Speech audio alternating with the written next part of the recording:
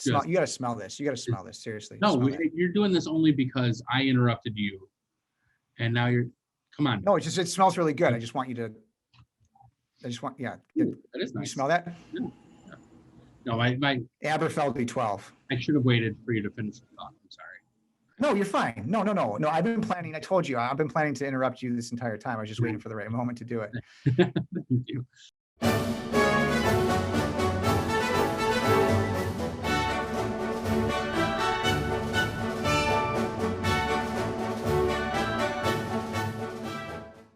So this week on Erik and Matt Like It, we are going to talk about one of my personal favorites.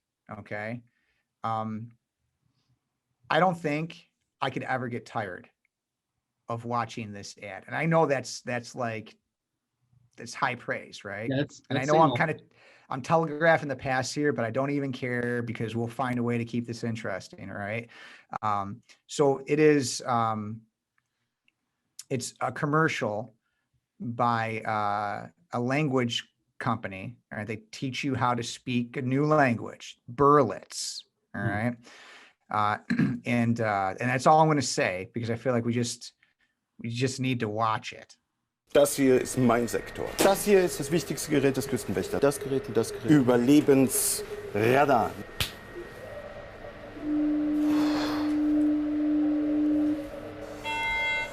Mayday, Mayday. Hello, can you hear us? Can you hear us? Can you... Over. We are sinking. We are sinking. Hello? This is the German Coastguard. We are sinking. We're sinking. What are you thinking about?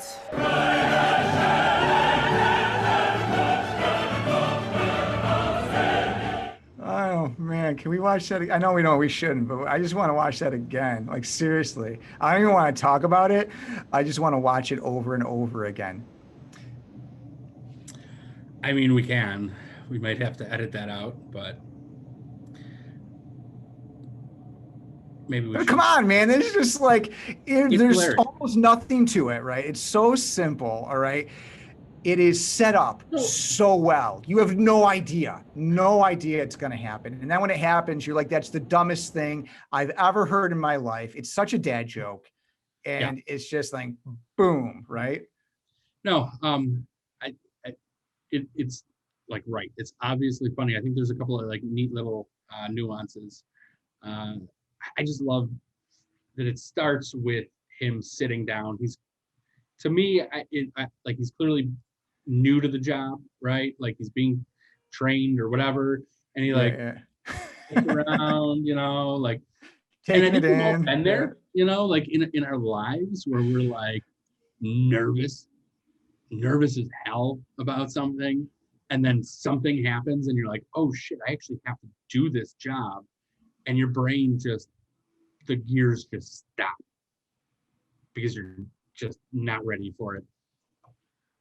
Yeah. No, absolutely. About. Yeah, it's real fun. I mean, yeah. So on the surface, just first blush, it's super simple, and you think like, okay, they're just making a stupid joke. All right, they're just making a stupid joke. But when you start to really consider it and dissect it, you start to realize, wow, this is actually extremely layered. It is very sophisticated. They put a lot of thought into this thing. And of course, we are going to go into way too much detail about this because that's what we do, right? Because we're dorks like that. But so a couple of things I'll just point out on the surface, all right? So it's definitely a very likable ad.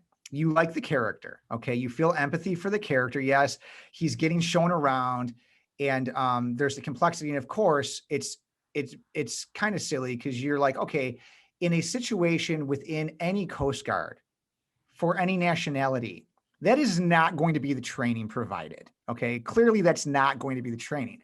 So you're starting to anticipate or build up like something's happening here, right? So there is some sort of conflict brewing, right? And you're thinking to yourself like, okay, well, what's going to happen? You're starting to brace yourself, though maybe not terribly consciously, right?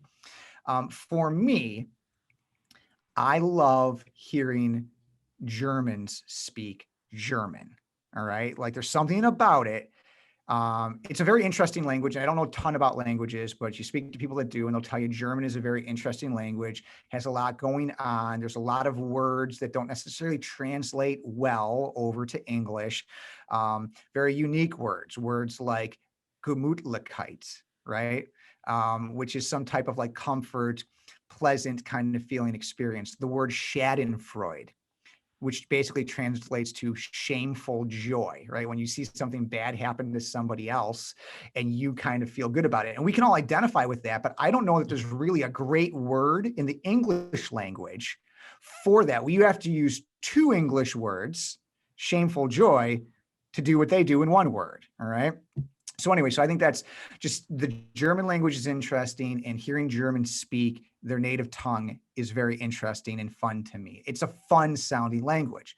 And maybe that's because I'm American English speaking, and maybe that's why I perceive it that way. But also, I love to hear someone who has a German accent speak English. That is just a lot of fun for me. All right. Like I love the sound. It sounds fun and friendly. And this guy, and is he a ginger, right? Has he got kind of like reddish hair, a little bit of red? I'm just thinking that. Anyway, there's something about this guy that's just so friendly and like non-threatening looking. He's got that baby face, and he has this high-pitched voice, kind of like, I just love it. Like this guy is so likable. I want to hang out with this dude.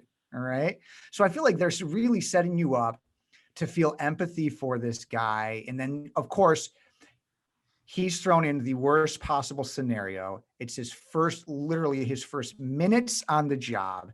He was shown how to do it, clearly barely remembers any of it probably. And now Mayday, come on, like it's just the perfect scenario. And then, it's the dad joke. And then that's hilarious. And you might think like, oh yeah, okay, I get it. And like, you should learn how to speak a different language and you should know how to do it well. And Berlitz can help you do that. So on the top level, it totally works. If that's all you get about it and experience the fun of it and the humor, I think it's going to help, and it's memorable. So you might take that away. If you see it enough, through media, you'll remember that it's Berlitz and not some other, which Berlitz, by the way, I believe is a German company as well. All right. So they've got that going for them. There's that connection. So that's that level, right? And there's another level below. Before we go there, what is your take on the surface level and any of the stuff that I just, rambled on about? I'm just going to go with ditto. No, you summed it up beautifully, right? And that's, the surface level stuff is, obviously what you're seeing, right? And I think there's a fine, or not a fine line, right? There's a difference between having an idea to tell this joke and then executing it in such a way that actually creates like this emotional bond, like you described, right? Like you're feeling this empathy for him in a very short period of time. Like this could have been a great joke and a terrible ad if it was done just a little bit differently, right? Where they didn't pay attention to those things. They just got any old actor. He didn't have the baby face. He didn't have the kind of like higher pitched voice. If he was just like, because, just like any culture, there's like obviously stereotypes, right? And I think one of the German stereotypes is that man who's, really deep booming voice and, really stern looking. Well, the guy who's the older gentleman with the beard who's showing him around, like he's kind of that, right? Yeah. He slaps him on the back, Right. So, I think it was, obviously well thought out beyond just the joke. And I think a lot of the time, especially in today's world, we tend to rely on humor to make the entirety of our point, to really grab the attention. And then we sort of, how often do you see it in ads, right? Where, yeah, it's funny, but I'm never gonna remember that brand because it's the joke took over, right? Yeah. Their product is intertwined with the joke. Like it is, I mean, it's there, right? Yeah, you're right. And I think that's one of those, that layer that it hits you at is like, yeah, they're being silly, but they're they're using hyperbole, right? They're using an extreme situation to say, hey, it is important to be able to speak another language. And when you do that, it might be a life or death situation. These people are sinking, and he thinks they're pondering life, right? So like it's silly, it's stupid, but they're making the bigger, deeper, truer point. To your point about it needs to be true. Yeah, it's silly, but it's true. They're making a true point. It could really matter, right? So yes, this isn't just like you should learn a different language and learn how to do it well so that you can order properly when you go to, Europe, or whatever, at a cafe. No, this is like, this could be life or death. It really matters. This is existential stuff. Even though nobody's. No. But the point is they're still trading on it, which is good, right? They know their stuff. They're like, these people were not hacks. They didn't just get in a room and say, like, let's create a funny commercial. They really tailored it in such a way to deal with important themes, so I want to give them credit for that.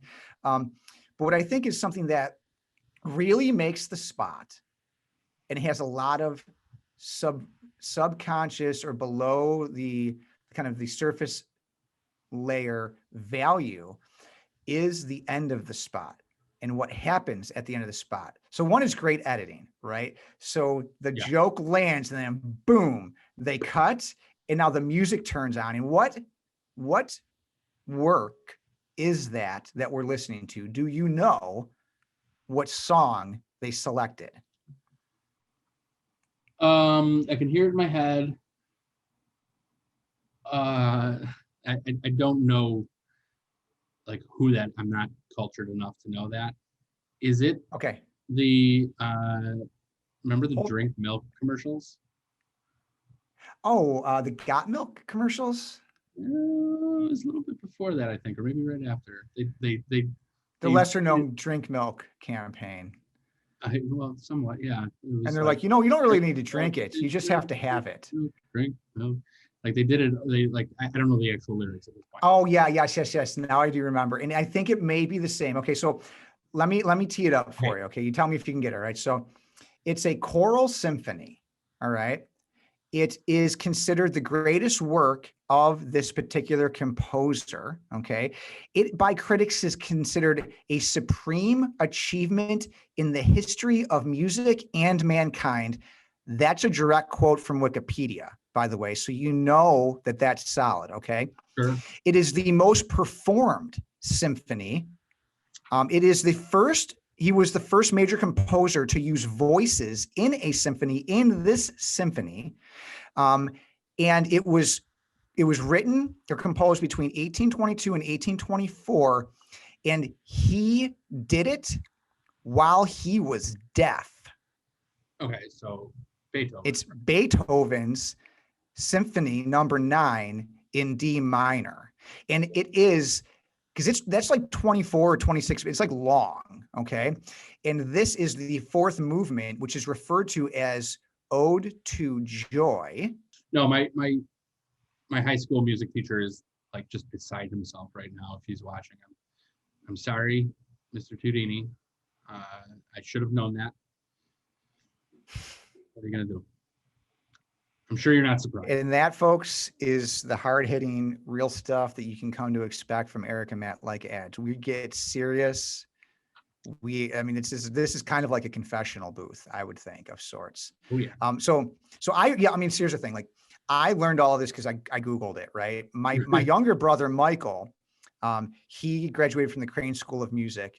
And he would know all this stuff because he is a musician and very accomplished in the flute and the piano.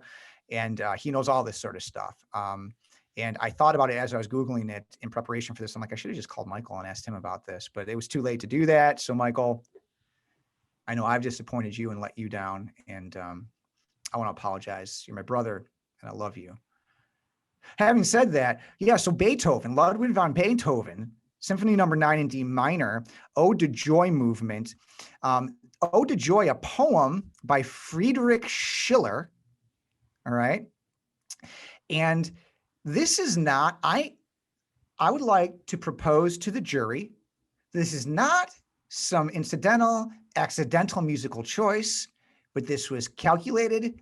It was premeditated. Oh, good. So this is going somewhere. I'm putting this trial on trial. Having said that, yeah, so of course it's always going somewhere. I may walk around the world to get to the outhouse, but I'm always going to get to the outhouse, Matthew. Okay. So yeah, so I think that they did this very intentionally. Okay, so Ludwig von Beethoven, a German composer, Berlitz, a German company, commercial German-speaking individual. All right, these are not accidents. Okay, these are not accidents. And then when you look at, but they could have chosen any German composer, but they did not. They chose Beethoven. They could have chosen any Beethoven symphony or concerto or whatever the frick it is that you call these things, right? But they didn't. Symphony number 9 in D minor, Opus 125. I didn't say that earlier because I wasn't exactly sure the significance of Opus 125. Michael, if you want to chime in on that in the comments, feel free. I mean, I know my brother's not actually watching this, but were he to, he would be able to do that. So they didn't, though. They chose this specific, and they chose a specific movement from it, Ode to Joy. Of course, it's super famous. And so I think we talked about with the Snickers stuff, the familiarity of likable celebrities is to your benefit as an advertiser when you associate that with your product. So I think, yes, Beethoven's well loved. He's famous. This is the most famous symphony, the most performed symphony, and people know it. And it's certainly that big movement, like it makes you feel really good. Dun, dun, dun. You're like, oh my gosh, we're all going to heaven, which is the point of the poem, by the way, that Friedrich Schiller composed and that Beethoven based the lyrics of this on. But when you look at the lyrics, the words of the poem, you find lines like, all people become brothers, to be a friend's friend, all creatures, all of the just. Let's see here, be embraced millions. These are the lines of this poem that are being sung. And what are they talking about? They're talking about the, humanity, mankind, the separation of mankind, dissolving. It is a spiritual song, okay? And I'm not trying to get spiritual here, but the point of the words is about it dissolving and mankind, humankind coming together in unity. What is one of the greatest barriers to unity in this life, right? Language. Of course, it's our inability to communicate with each other and understand each other. I think this is freaking brilliant, completely not an accident. I think Berlitz did this on purpose. I think they knew this, or if they didn't, that is just more of that what we call accidental magic that happens when you create a work of art, which I think ads that are really great are works of art. So I did not know this going into it, but when I heard it was Beethoven's 9th, I'm like, okay, I just got to see if there's something there. It's like you see the rabbit go down the hole and you're like, I'll just follow it to see where that rabbit's going, right? And this is where the rabbit took me. Anyway, so yeah, I think it's brilliant. I mean, holy crap, these people are pros. I once learned, and I'll kick it back to you, but I once learned that specificity sells the truth even if you're lying through your teeth. Yeah. When you have no details to something, people are not going to believe you. But you can be telling that officer the reason why you're lurking in this dark corner is because, you saw this person run back here and then they looked like they weren't feeling well. So you followed them and then your shoe was untied and you dropped your wallet. At a point, they're going to be like, look, whatever, buddy, just like get out of here. Right. Sure. Yeah. Yep. Absolutely. No, and it genuinely was a joke. That was all very, very good information. Whether or not it was purposefully done, I think I'm not so sure about that. I like to think that it was, because it's great. Like, I mean, that is a great answer as to why they selected that song. I think there's a possibility that it is just jarring enough at that point. But right, like they could have picked any jarring song, any that is like that. Like you're absolutely right. Even if they knew they wanted to do something, like classical music sounding, they could have picked any German or anybody, right? Like they didn't even need to make that connection if they didn't want to. I think that's kind of it's a brilliant nuance that you figured out there. That, like I would have never come up with that personally, because I just wouldn't have done the research on that. As I showed you earlier, my notebook is empty for this episode. But like, I just want to bring it back to Alamo Draft House. They sort of did a very similar thing with a very different song, where like the joke ends, right? And obviously it wasn't like a one-liner that they were doing. It was like they were poking fun at the drunk girl who was texting in the movie theater, and then they just like boom hit you with a wall of music, right? Yeah. And so I think that there's there's definitely something impactful about that. Like it forces you to, like, here's where we're introducing you to our brand, right? Like, so far our brand hasn't been a part of this, and Berlitz is. Alamo Draft House obviously had a little bit in there, but there's nothing there. You're watching this joke, and then boom, like here we are. And I think part of it is just grabbing that attention again, right? Like making sure that it's like, oh, ha, ha, ha. Because if you heard the joke, the punchline, you start talking to somebody about it, boom, Berlitz, right? Absolutely. Yeah, and I think it accomplishes that, very well put. I think it accomplishes that thing we also talked about before, which would, just when you think the ad is over, it's not over. So the ad could have ended there, and it would have been fine, because the joke lands. It's true to the point of the product. Know your shit, learn it, right? Know it well. Berlitz will help you do that.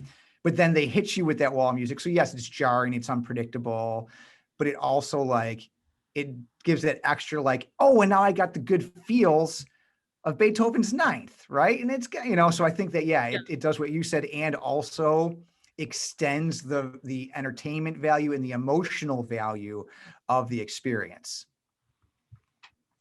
So now I just got to figure out if that drink milk commercial was an actual commercial, or if it's just something that was in my brain from a child, from my childhood, that didn't actually exist. I feel like it's not from your childhood. I feel like they produced it like 9 to 12 months ago, and it's been airing like, I feel like I've seen something like this not that long ago. And I could be wrong about this, because, like, memory, as we know, is very faulty, and we create memories that aren't actually there, right? But I think it may be way more recent than that. Yes.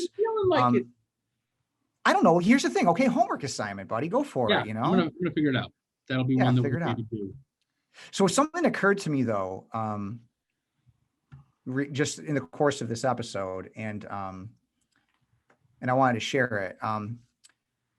I changed my name for my little Zoom thing to Ludwig, right? For this, it should have been Ludwig van Erik. I should have said that. I should have done that, but I realize now, and now it's too late. Bummer. I'm really having some real regret and remorse here. I mean, maybe someday I will find the strength to be comforting enough to help you through this, but I don't know that I'm there yet. Some paths you just have to walk alone, Matt. I realize that. I do understand. This is my burden. This is my burden. I really want to be there for you, Eric. Oh. Well, this is a virtual thing we're doing, so it's kind of tough for you to do that, Spirit. Come on. This is great. Can I ask you a question? Yes. What are you thinking about? I know it's not funny. It's not funny. It's not good. It's bad. It's bad podcast. That's bad podcast. Chill, kids. That's bad podcast. This is why you want to go to school. Because if you don't go to school, you're going to do stupid crap like that on a podcast. Yeah, man. No, see what we do. But this is what this is how you get the kids to do the thing, right? because they don't want to do the thing that you tell them not to do. So what we're really doing is we're encouraging an entire generation of children not to apply themselves at school so they can end up like you and I, living the dream. Yeah. I mean, Did you ever learn how to speak a foreign language? Can you speak a second language? No, I cannot. I absolutely cannot. I took however many, I mean, we started Spanish in the 5th grade, I believe. And I know nothing. Now, no, okay. I know palabra a tu madre, which is word to your mother. And that's it. Really, that's a good one. That's a good one. Yeah. Yeah. I can't either. No, I can't either. Also took some Spanish in middle school, though. We didn't start that early. Took it in middle school for a couple years. And, retained very, very little of it. And looking back, I'm like, man, but like a lot of things in my life, looking back and regretting that I would have done things differently, maybe were I to have applied myself a little bit more. But I, of course, as my mother would tell you, was too busy trying to be Mr. Cool. Did your parents ever say shit like that, like in your house? Like, if you weren't so busy trying to be Mr. Cool. I mean, what a fucking waste of time that was. Anyway, I love you, Mom. No, you can't open me up like that, man. Like, why would you spend any time trying to be Mr. Cool? It's just impossible. Anyway. Yeah. Okay. Sorry. I apologize. Yeah, I think about a minute and a half ago is when everybody stopped watching, just so you know. This is for us. So. Yeah, this is for us. Cool. I'll tell you, dude, liking ads is hard work, all right? And so that's what happens when you like ads, you're going to blow out the elbows. I mean, it's pretty kind of a cliche, Yeah. I mean, we work real hard. Yep. This is why you want to stay in school, kids. You don't want to end up like us.